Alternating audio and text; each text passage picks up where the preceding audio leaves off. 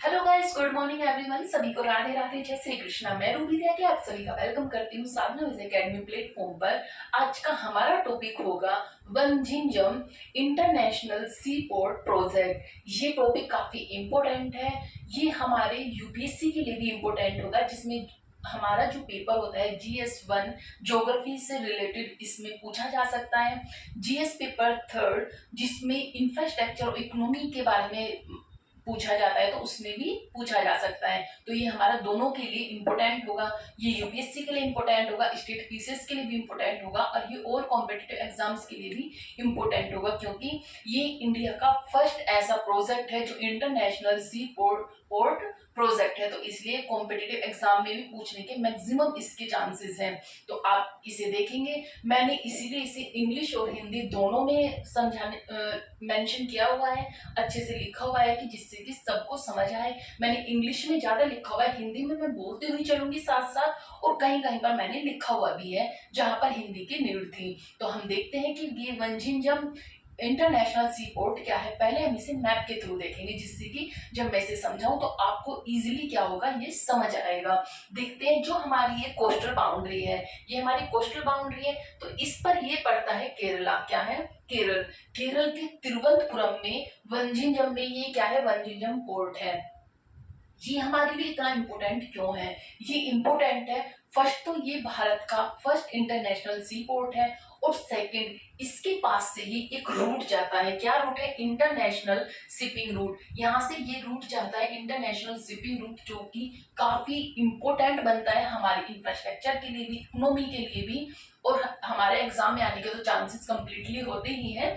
तो इसीलिए ये इंटरनेशनल शिपिंग रूट है। और सबसे ज्यादा जो इम्पोर्टेंट है वो ये है कि जो वंजिंजम और इंटरनेशनल शिपिंग पोर्ट की डिस्टेंस है वो कितनी है, 10 न्यूटिकल मील्स है। कितनी? Only 10 न्यूटिकल meals. क्या है? जो इंटरनेशनल शिपिंग रूट है और वंजिंजम इंटरनेशनल हमारा पोर्ट है, इसके बीच की डिस्टेंस कितनी है?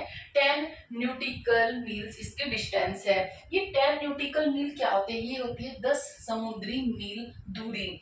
इसे क्या बोलते हैं? 10 न्यूटिकल मील में होता है, 1 न्यूटिकल मील में होता है 1.85 किलोमीटर। कितना? 1.85 किलोमीटर 1 न्यूटिकल मील में होता है। और एक मील में कितने किलोमीटर होते हैं? तो एक मील में 1.6 किलोमीटर होते हैं। कितने? 1.6 किलोमीटर। क्योंकि ये जब बीच में आएगा तो आपको पता होना चाहिए कि 10 न्यूटिकल मील में कितने किलोमीटर होते हैं, और क्वेश्चंस में आने की भी मैक्सिमम चांसेस होते हैं। ऐसी ही चीजें पूछी जाती हैं कि 10 न्यूटिकल मील में कितने किलोमीटर होते हैं। तो इसीलिए इसका कितना होगा? 1.85 किलोमीटर इसकी 1 न्यूटिकल मील में होती है। तो इसके बीच की बहुत कम डिस्टेंस है, इसीलिए क्या है, ये बिना डाइवर्शन के, मिनिमम डाइवर्शन के क्या होगा, यहाँ पे सिर्फ इजीली आ सकते हैं, जा सकते हैं। यहाँ से क्या, कार्गो को पोर्ट लोड कर सकते हैं, अनलोड कर सकते हैं। तो ये क्या है, यहाँ पे सिर्फ रिपेयर करा सकते हैं। तो इसकी ये सब चीजें क्या, इसकी इंपॉर्टेंस को बढ़ाता है। अब देखते हैं हम इसे डिटेल में। सबसे पहले देखेंगे इसकी लोकेशन। जो इसकी लोकेशन है, वंजिजम तिरुवनंतपुरम केरला में है। केरला के तिरुवनंतपुरम के कहां पर? वंजिजम में ये स्थित है। टाइप क्या है? India's first greenfield deep water container transshipment port. ये क्या है? इंडियाज का first greenfield deep water container transshipment port है। क्या है? तो हम याद रखेंगे कि भारत का पहला ग्रीनफील्ड डीप वाटर कंटेनर है, जो कि ट्रांसशिपमेंट पोर्ट है। हमारा जो भारत का पहला ये ग्रीनफील्ड क्या है? Deep water container transship port है।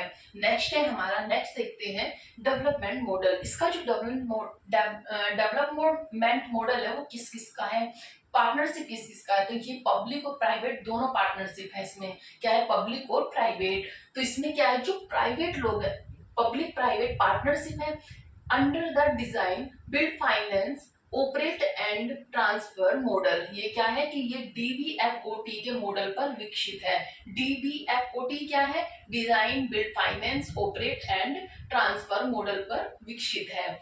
इसका प्राइवेट पार्टनर कौन है? तो इसका जो प्राइवेट पार्टनर है वो है Adani ports and SEZ limited. कौन है? अडानी और सीज लिमिटेड इसके प्राइवेट क्या है, पार्टनरशिप है, पार्टनर है। प्राइवेट पार्टनर कौन है? अडानी पोर्ट्स और seize limited.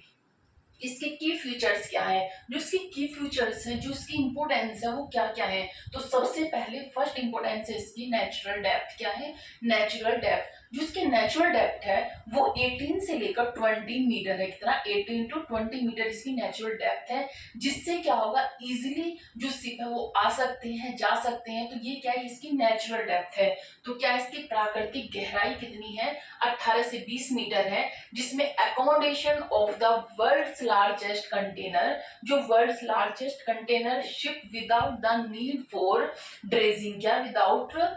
Without the need for dredging के क्या होगा, यहाँ पे क्या कर सकते हैं, जो दुनिया के सबसे बड़े कंटेनर हैं उन्हें इजीली क्या कर सकते हैं, विदाउट ड्रेजिंग के हम क्या कर सकते हैं, संभालने में ये सक्षम है। जो दुनिया के सबसे बड़े कंटेनर जहाजों के बिना ड्रेजिंग के संभालने में ये क्या सक्षम बनाती है, इसकी ये क्या, जो इसकी डेप्थ है ये इसे सक्षम बनाती है दुनिया के सबसे बड़े जहाजों को विदाउट ड्रेजिंग के संभालने की। तो ये इसकी इंपोर्टेंस हुई। नेक्स्ट है हमारा स्ट्रेटेजिक लोकेशन। इसकी स्ट्रेटेजिक लोकेशन जैसे मैंने आपको बताया अभी कि क्या है, situated just 10 nautical mile from international shipping route allowing minimal deviation for vessels। क्या है कि इसकी जो ये जो सिचुएटेड है कितने पर है, इसकी 10 nautical mile डिस्टेंस है किससे, इंटरनेशनल शिपिंग पोर्ट से। किससे? इंटरनेशनल शिपिंग रूट से, इंटरनेशनल शिपिंग रूट से। और मिनिमम क्या है, मिनिमल इसका डेविएशन है वेसल्स के लिए।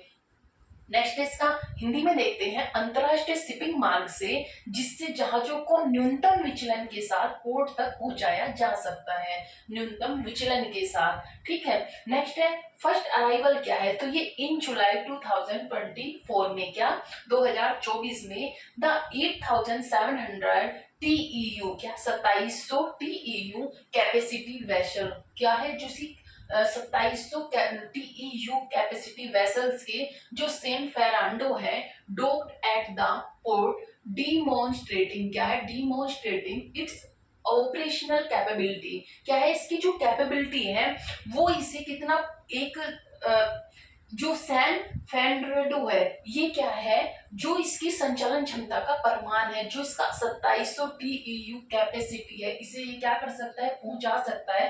तो इसकी सक्षम क्षमता को क्या प्रदर्शित करता है।